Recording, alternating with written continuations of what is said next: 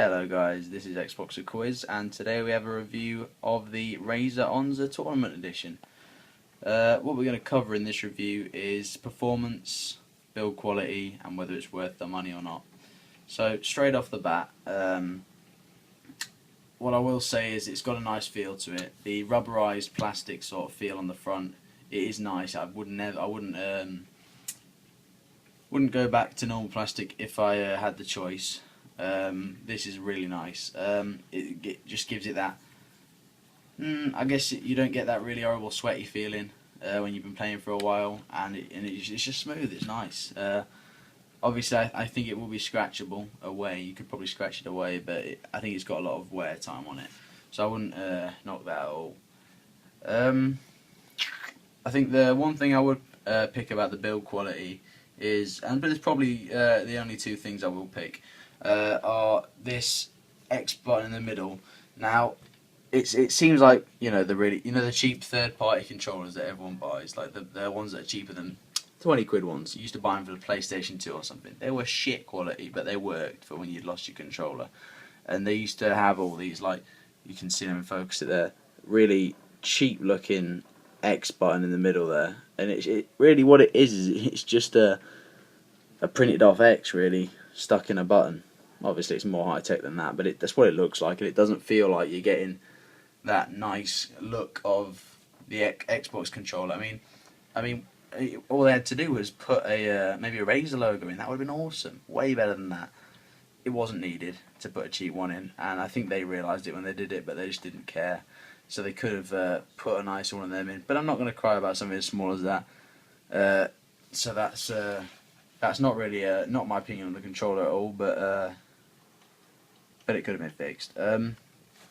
Second thing, the only thing I will knock about build quality is the clickable in thumbsticks. Now, on a normal Xbox controller, I'll bring one over now.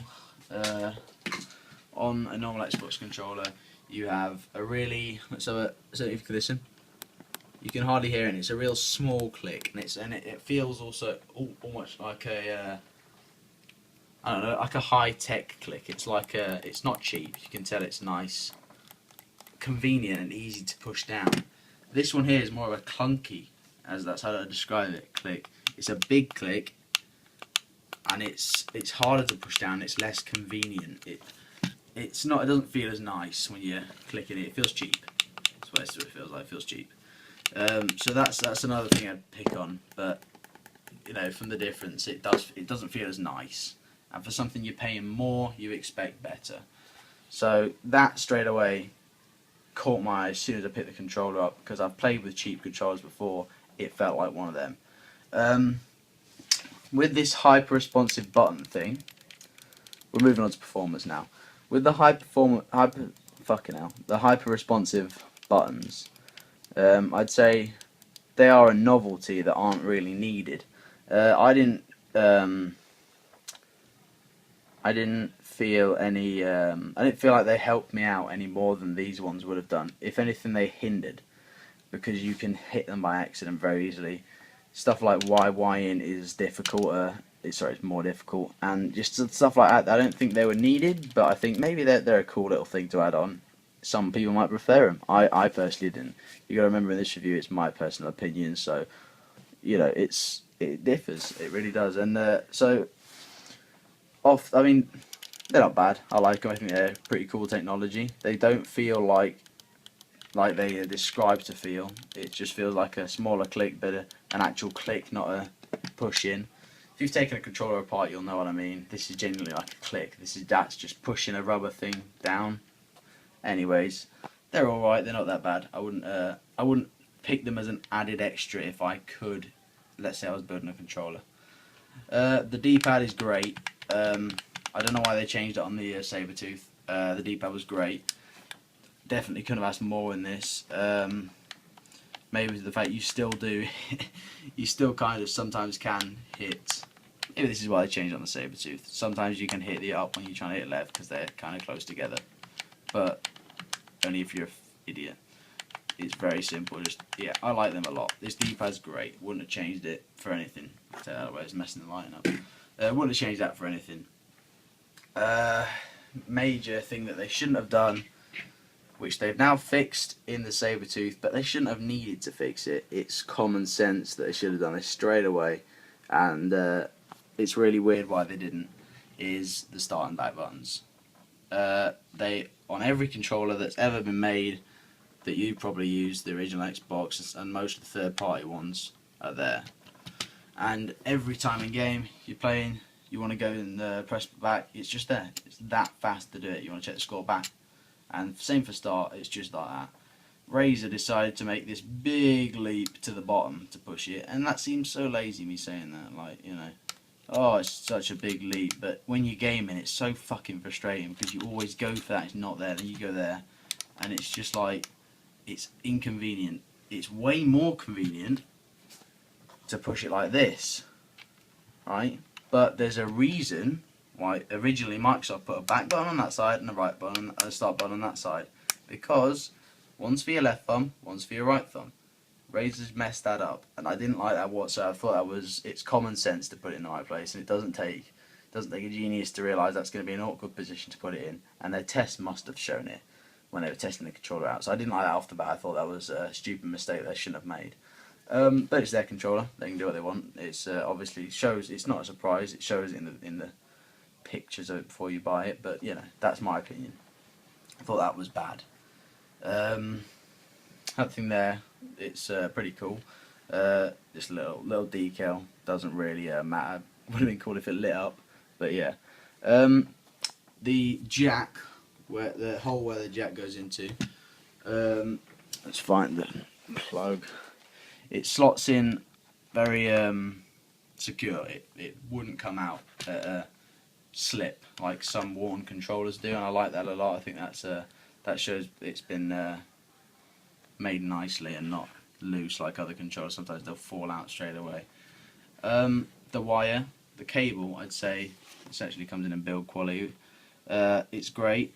It's nice and tough, just like my rat mouse one. It's really secure for stuff like getting ran over by your chair or something. You know, stuff like that. I think that's a good add-on, and it definitely makes a difference there. But as for all cables like this, they're weak at the point here because they're so thick. If it was a push, it'd like, instead of like, I don't know, bending just like a normal cable like that would, just bending, this one would more than likely take the whole thing with it if it was pushed down. So it's a lot easier to break at that point, as I pointed out on the mouse. I do like the end of the cable where you can put it into your PC if you want. Not a bad idea at all, that for PC gaming. I definitely, if I need to, might use this on the PC. But I'm prefer mouse and keyboard at the moment. But for other people, that's great. Unfortunately, what I was surprised at, it didn't come with any CD sort of for the PC. So you've still got to use Xpadder and shit like that. And third-party, not very well made programs. It would have been nice if Razer brought their own program for it, so you could easily use it with games on the PC. Seeing as it has a slot for it, you know, it's common sense. Again, Razer slipped up there in my opinion, seeing as they have them for their mice, but not the controller. The buttons here, the extra buttons, you get one on each side, just past your RB and LB. I'd say they're wrong. They're placed in a stupid position because most of the time, and everyone will tell you this that's used the controller, unless they're lying out their arse, you click the wrong one because they're so close together, and you're used to just having one button there, and you click them both, and you fuck up. So, I mean, what most people, especially me, and a lot of people end up doing was just programming that button to that button. So when you do click it on accident, it didn't fuck anything up, and that's really not putting any use at all towards the buttons that you've just been given. So I don't think that was a good place to put them at all, and they have fixed that on the Sabertooth. But again, like I'm saying, they shouldn't have had to fix it. It should have been right the first time. And this is where I'm starting to think, you know, Razer, they've made these mice over the years and they've been the best. You know, they've been known as the best company who does it, and now they should have been more prepared and took more time than how long they took, but they should have thought more than if they took a long time. You know, just using their brains really. The triggers, there we go. The triggers are not a bad idea at all. I think everyone who's owned an Xbox controller and sniped, especially when you see these things in your game store which are for the PS3 and they have extended little triggers and you're like, oh, why the fuck don't they have them for Xbox? Well, this has solved that problem. So they're nice. They're not bad at all. I've nothing to say about this besides the fact that I don't really use them to their full extent. I just use them to the beginning bit. I don't mind them. It's a nice little add-on. The way to program buttons is great. I like the little. It's not going to light up as it's not plugged in. I like the little display at the back.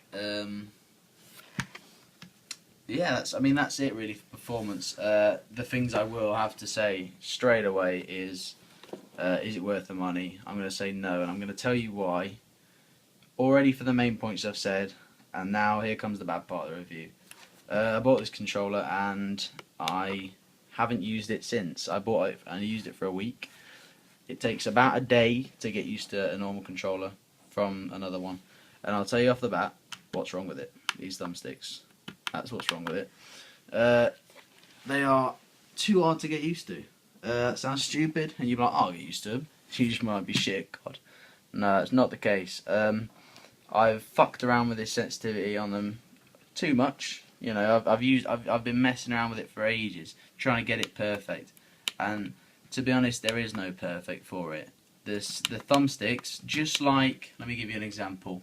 I bought I don't know if you guys, people from England will know, the cheap £15 mod pads you could buy, modded controllers with the rapid fire trigger, you could buy them from Argos. It has the same feel thumbstick as them. It's a really bad way of describing it because most of you won't know what I'm talking about.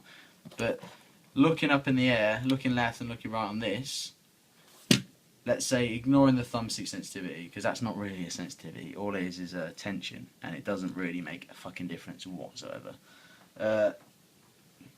Excluding that, looking up on this will do it at normal speed, this will do it fast. And you don't want that when you've been playing on this for so many years, not got used to that speed, and it's nothing to do with in-game sensitivity, I'll tell you that, it's nothing to do with that. And then this to be super fucking fast, and you've got to get used to it every time you go on. I mean, also, I don't know if this is just me, the up and down sensitivity is more sensitive than the left and right, also. It's just stuff like that, and it makes it so fucking horrible to play with. So I ended up thinking, look, fuck this, I'm not going to make my KD go any further down, so I left it, and I went back to this controller, and it's been wrapped up ever since, unfortunately. So I would not recommend this controller at all. I think it's poorly made in the thumbstick region. I think it wasn't tested properly, in my opinion. I don't know about the Sabertooth, if that's any better. You might want to watch some proper reviews. I would tell you now straight away, don't watch the reviews for people that are sponsored by Razer, because they're a load of fucking bollocks. They'll say it's awesome, they'll say it's amazing, but they're getting money, a lot of it, to say it. So look in the description if it says their website in the description, if they've got like a Razer intro, if it, you'll be able to tell it's obvious. Don't watch the reviews by people who have been sent it, pretty much. You'll be able to tell by how many subscribers they have and shit like that, because, you'll be able to tell. Anyway, so I won't watch the reviews by them, because they'll tell you a load of bollocks, and that's unfortunately what made me buy it, and a lot of other people. So watch reviews like this from other people. I mean, watch a fair few before you buy anything, but I don't think the Sabertooth has got any out yet, so I'd hold back on it, to be honest, and I definitely wouldn't buy this if I were you. For the simple reason, you could buy it, but if you're an FPS player and you're an experienced one, like you might play really sweaty, you might go fucking GB style and that, or you might snipe. It's not good for you. I'll tell you that now. I'll warn you. I'll say don't buy it. It won't give you anything that this won't give you in performance. Okay? You can buy these controllers with these little D-pads. I think that's the only thing I like about it. This. You can buy them with that on it anyway, online. So yeah, that's my overall review. It's not worth the money. The build quality is alright, besides a few things. The performance is, in my opinion, terrible for what you're paying for it and what it's hyped up to be.